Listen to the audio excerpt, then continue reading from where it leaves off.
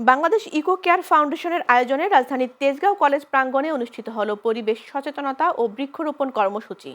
সকালে প্রতীকী বৃক্ষরোপণের মাধ্যমে অনুষ্ঠানের বর্ণাঢ্য উদ্বোধন করেন ঢাকা বিশ্ববিদ্যালয়ের অ্যালামনাই অ্যাসোসিয়েশনের সভাপতি প্রফেসর ডক্টর আশরাফুল ইসলাম চৌধুরী। এ সময় বক্তারা বৃক্ষরোপণের মাধ্যমে সাধারণ জনগণের মধ্যে পরিবেশ সচেতনতা তৈরির আহ্বান জানান। অনুষ্ঠানে সভাপতিত্ব করেন ইকো কেয়ার ফাউন্ডেশনের চিফ এক্সিকিউটিভ ডিরেক্টর মোস্তফাজ্জামান। বিশেষ অতিথি ছিলেন জাহাঙ্গীরনগর বিশ্ববিদ্যালয়ের ভূগোল ও পরিবেশ বিভাগের অধ্যাপক ডক্টর ওবায়দুর রহমান সিদ্দিকী। অন্যান্য উপস্থিতির মধ্যে ছিলেন মোহাম্মদ সোলাইমান হায়দার, ডিরেক্টর পরিবেশ, বন ও জলবায়ু পরিবর্তন মন্ত্রণালয়, প্রফেসর শামিমা ইয়াসমিন, অধ্যক্ষ তেজগাঁও কলেজ, মোহাম্মদ জিয়াউল হক হালদার, মহাব্যবস্থাপক বাংলাদেশ পর্যটন corporation, Khabir Uddin Ahmed, chairman Arunima resort golf club ও কলেজের শিক্ষকবৃন্দ।